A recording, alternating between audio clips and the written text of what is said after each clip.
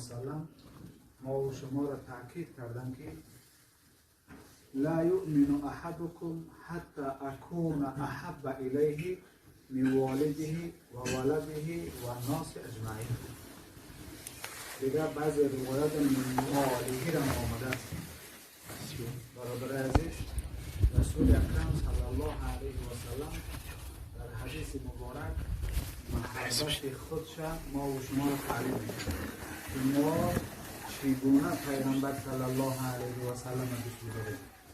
دوست داشتن ما چگونه باشه برادر عزیز؟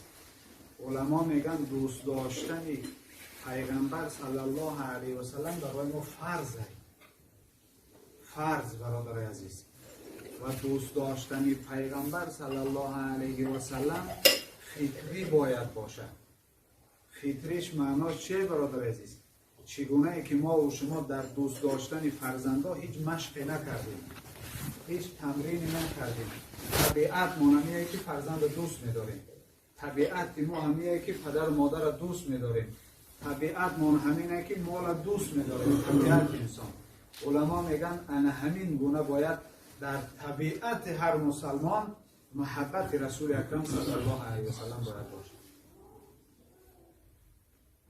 حضرت گفتن ایمان ندارین شما، یعنی ایمان کامل ندارین. ایمان شما کامل نمیشود، درست نمیشود. ایمان شما مقبول درگاه الله نمیشود. ایمان شما او ایمان کارآمد نیست تا زمانی که من پیغمبر برای شما دوست دارتر از فرزنداتون باشم. فرزنداتون دوست می‌دارین، باید پیغمبر میگم من از او زیادتر دوست دارم. پدر و مادرت دوست می‌داری، پیغمبر زیادتر دوست دار باشه. باید مال که دوست می‌داری، پیغمبر صلی الله علیه و سلم باید از مالها پیغمبر تا بسیار دوست داری.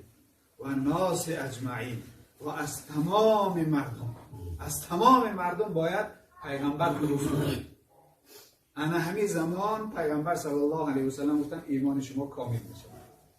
تا زمانی اگر محبت پیغمبر صلی الله علیه و سلم از فرزند، از جان، از مال، از پدر و مادر و از همه نزدیکایی که ما دوستشان می‌داریم، از همه اینها خدا و رسول خدا برای ما عزیز نباشن، ما ایمان کامل نداریم برادر عزیز. ولی یک قصه را خواندم از زمان صحابه. ما بخواهیم که محبت پیغمبر در ما پیدا شود، برادر عزیز حتما لازمه که حیات صحابه پیغمبر را بخوانیم که اونها چگونه پیغمبر را دوست می‌داشتند. سعد ابن ربیع رضی الله عنه صحابه پیغمبر یا از جمله شهیدای احود، از جمله شهیدای احود. در غزوه احود که حضرت شهید شدگی، وقتی غزوه تمام شد میگن غزوه اخیر یافت، هر کس مثلا غزوه اخیر یافت، هر کس مثلا مرده هاشون هم مسلمان ها هم غیر مسلمان ها هم کسلی هاشون هم اونای مثلا مجروح شدگی هاشون هم جمع میکنن. پیغمبر صلی الله علیه و سلم گفت که کیه همیجا یک دور بزنه داخل همین مقصد میدان احد و حال سعد برای من خبر کنه که سعد چیکار کرد، در چی حال باشه. مقصد یک صحابه میگه من خستم گشتم، همون میدان گشتم، دیدم که حضرت سعد تمام وجودش زخمیه، در یک جا غلطیدگی و روایت میگه که 12 نیزه خوردگیه، 12 تیر نیزه. همین حضرت سعد در حالت کندن جانه میگه. این مردمت وقتی دیدش سعد پرسیدش چیکار میکنی؟ گفت همین آدمی را که پیغمبر روان کرده صلی الله علیه و سلم. گفت که رسول خدا صلی الله علیه و سلم مرا روان کرد تا که حالی تو بپرسم، حالی تو را جستجو کنم که تو در چه حالی. پیغمبر میگن که برای حال سعد جستجو بکن، برای همین آمدم. سعد میگه گفت که من بسیار زخمی شدم، این حالت مقصد حتما من میبرم. اینا من پیغمبر صلی الله علیه و سلم سلام بود، 2 سلام روان کرد. گفت دو سلام دارم، همین دو سلام برسان گفت. یکم سلام گفت به پیغمبر صلی الله علیه و سلم، پیغمبر خدا را برای سلام مرا برسان. دویم سلام گفت به قومم برسان. همین حضرت سعد ابن ربیع گفت دویم سلام به قومم برسان و قوم مرا بگو که این سردار قوم بود، این سردار قوم بود. گفت قوم مرا بگو اگر تا زمان چشماشون در کاسه‌خانه سرشان است و میبینه و پیغمبر صلی الله علیه و سلم اندک ضرری برسه، اونا در حساب کوه هستند. حق زندگی را ندارن، معنای سخنم حق زندگی را ندارن زمان به پیغمبر آزار اذیت برسه. این اخیران سخنی من به قوم من، اگر ناموس دارین، اگر ایمان دارین، از پیغمبر صلی الله علیه و سلم ای جاناتان زیادتر دفاع بکنید. این سخن سعد ابن ربیع. شیخ طنطاوی یک قصه عجیب میکنه برادران، فرقی ما و صحابه پیغمبر، یک قصه حیاتی در حیات شیخ طنطاوی رحمت الله علیه گذشته. این عالم بسیار بزرگ بود، دیار ما و شما قدمش ماندگیه. در همین جشن امام اعظم سال 2009 حضرت حکومت ما را خدا خیر بده برای جشن امام اعظم همه عالمای جهان، بزرگای جهان فریاد کردن عالم اسلام، همین شیخ طنطاوی را بود. این حضرت میگه یک زمانی در دمشق، در مصر امروزه، در شهر دمشق، در سوریه شهر دمشق، میگه یک مسجد خطیب بوده است. همین حضرت خودش قصه میکنه، میگه یک روز درباره فضایل صحابه صحبت کردم، یک جمعه فضایل صحابه را صحبت کردم که صحابه چقدر فضیلت دارد، از دیدگاه آیه های قرآن، از گفته های پیغمبر صلی الله علیه و سلم. بعد جمعه میگه یک جوان آمد، مردم زیارت میکردن، یا بچه‌کیاش آمد، گفت حضرت من گپ دارم خودت. گفتم مالش گوش میکنید؟ گفت که من حافظ قرآنم، پدر و مادر من مسلمان، بابا و بیبی من مسلمان بودن، پشت به پشت ما اگر 10 پشت بکویم همه مسلمان بودن. صحابه پیغمبر در روایت آمده است که کسایی بودن که در ابتدا مسلمان نبودن، اول بود پرست بودن بعد مسلمان شدن. اویش که اول مسلمان بود پدر مادرش حداقل مشرک بودن. صحابه هایی بودن که حافظ قرآن نبودن، صحابه هایی بودن که قرآن نمیتونستن خواندن.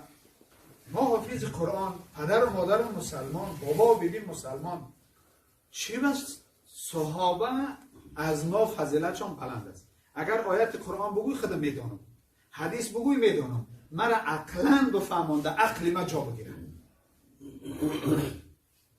حضرت میگه حیران من گفتم میگه چی جواب بگم؟ آخه آیت قرآن میگه میدانم، حدیث هم میدانم، میره عقلاً چی جواب بگم؟ به خاطر که در مابین مردم که نماز جمعه، بعد نماز جمعه، به خاطر که در مابین مردم مقصد نیست، اینا من چی جواب میگم؟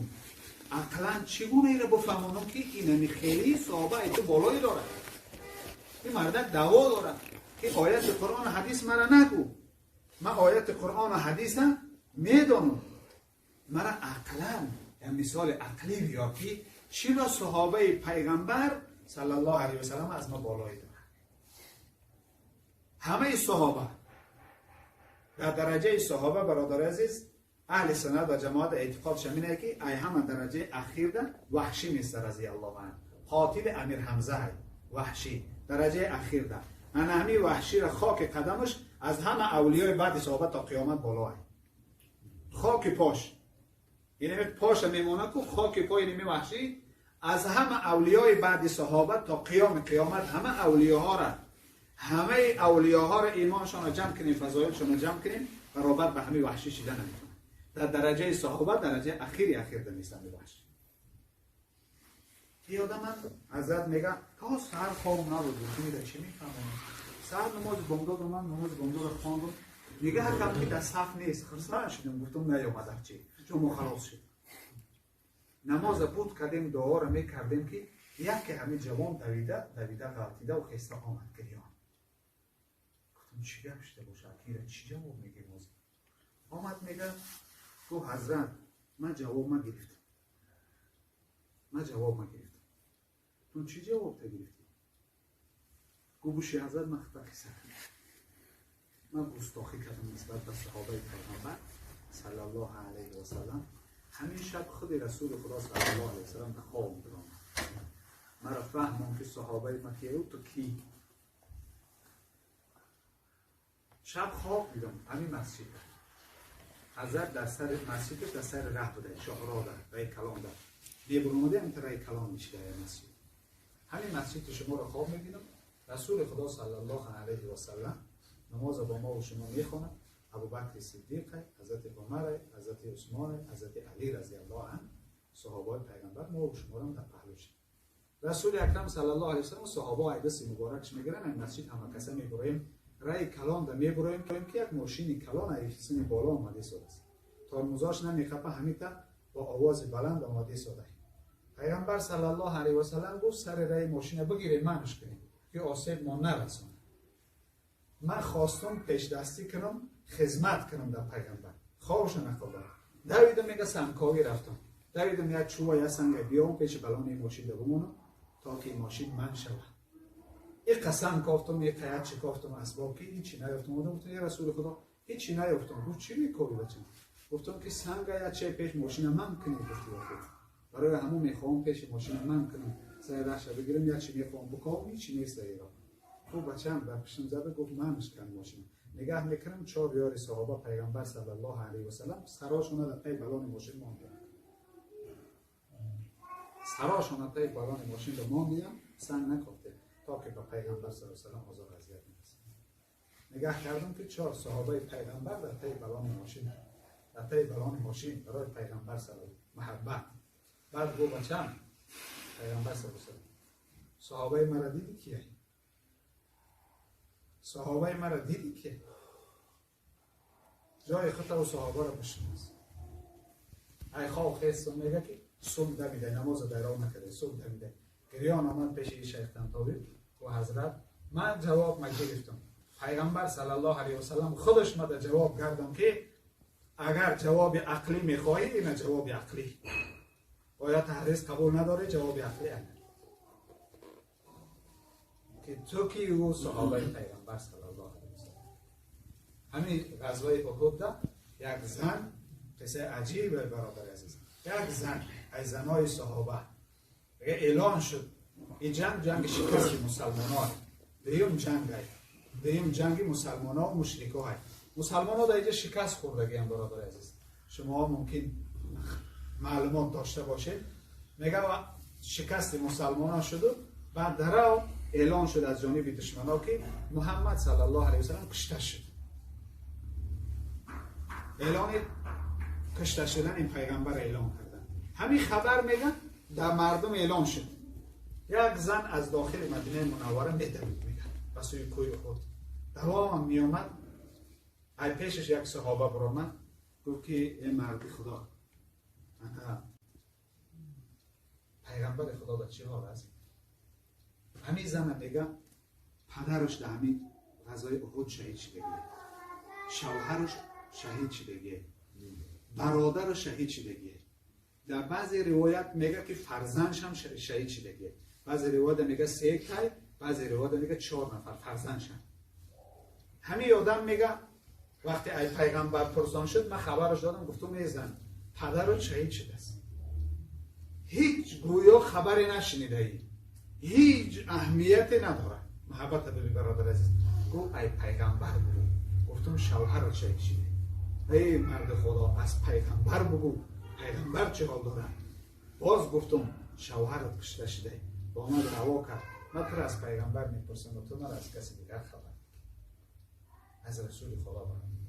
گفتم که ایمان داشته باش پیغمبر صلی الله علیه و سلم آسیبی نرسید.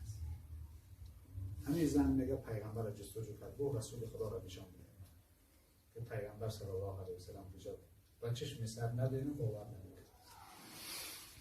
جستجو کرد آمد پیغمبر دید صلی الله علیه و سلم. از این کتابا در میگه رفت این دامن پیغمبر دید صلی الله علیه و سلم. این دامن مبارک رسول اکرم قطع کرد و یا رسول الله کل مصیبت بعدک جلل. ای حبیب خدا و خدا قسم پدر مردن برای ما سبک است. ما اگر فرزن ایدس بتیم برام سبوک شوهر ایدس من بتیم مصیبت وزبین نیست، برادر از دست دادن برای مصیبت وزبین نیست. اگر روز شنیدیم مصیبت شما را، ما اگر دنیا را تباهیش قبول داریم، دنیا را وزبینیش قبول داریم، اما مصیبت شما را قبول نداریم. ما طاقت برداشت مصیبت شما را نداریم. زن گریان به پیغمبر صلی الله علیه و سلم: ای حبیب خدا، همه مصیبت برای ما آسان است، مصیبت فرزند و پدر و مادر و هر کسی باشه ما دست بتیم برای ما آسان است، اما مصیبت شما برای ما آسان نیست. یک زن چنین محبت دارد. ما باید از حیات پیغمبر صلی الله علیه و سلم، از حیات صحابه پیغمبر صلی الله علیه و سلم باید عبرت بگیریم. رسول خدا صلی الله علیه و سلم از دنیا گذشت، رفتن حضرت بلال گرد خاک پیغمبر صلی الله علیه و سلم دوید، خاک میپوشاند.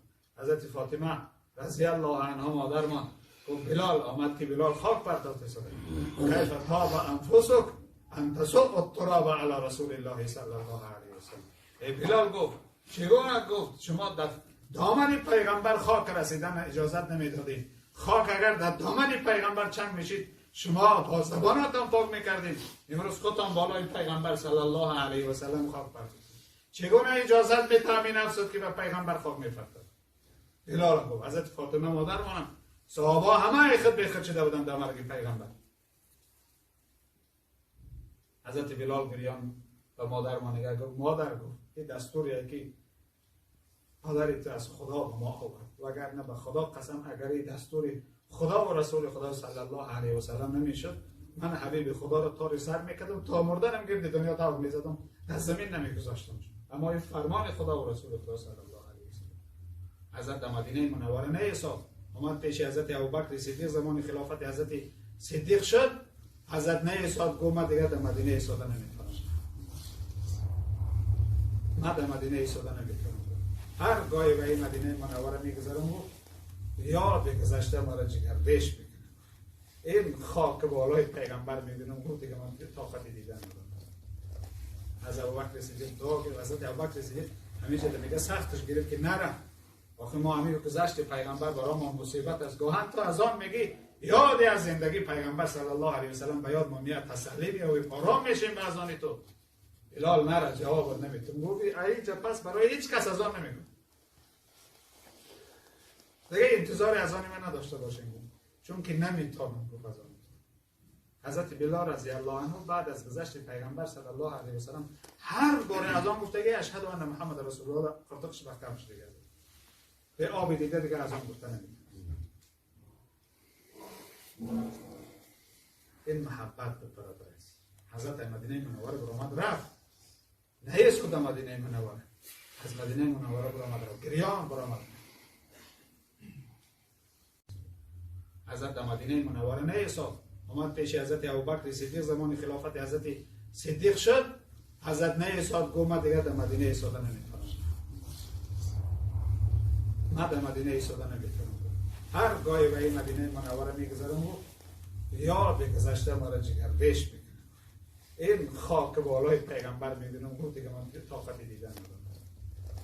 از ابوبکر صدیق دعا کرد، حضرت ابوبکر صدیق همیشه میگه سختش گرفت که نره، آخه ما امیر گذشت پیغمبر برای ما مصیبت است. گاهن تو از آن میگی یادی از زندگی پیغمبر صلی الله علیه و سلم به یاد ما میاد، تسلی میاد و آرام میشیم به از آن تو.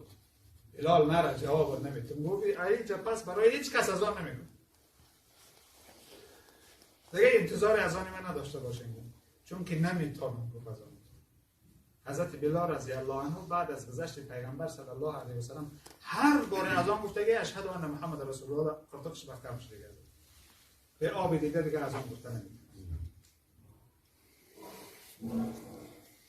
این محبت به برادر است. حضرت مدینه منوره برآمد رفت، نه سود مدینه منوره، از مدینه منوره برآمد رفت، گریان برآمد.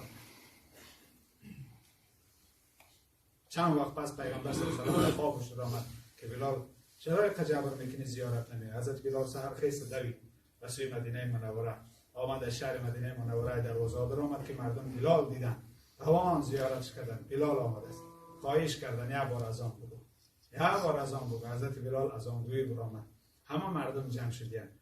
حضرت آمد گریان از آن شروع کرد، بسیار سختش گرفتن از آن بگو، از آن گفت اشهد ان محمد رسول الله، از آن گفت دیگه دوام دادن اگریه بسیار. تمام مدینه منوره رنگ قیامت شده، زن و مرد، کودک کلان اومده، همه در عشق پیغمبر صلی الله علیه و سلم دوست داشته ترین چیزشان، جانشان از دست میدادن که غمگین نمیشدن، از جانشان بالاتر نعمت از دست دادن، همه گریان در فراق رسول خدا صلی الله علیه و سلم. اما حضرت بلال رضی الله عنه از آن ادامه دیگه دادن نتونست، میگه بلند میزنه رفتگی از خوشان رفتگی رضی الله عنه. و دنیا آمدم من از برای دیدن رویت، شنیدم صد دریغا از فراق یا رسول. این محبت صحابه کرام برادر است.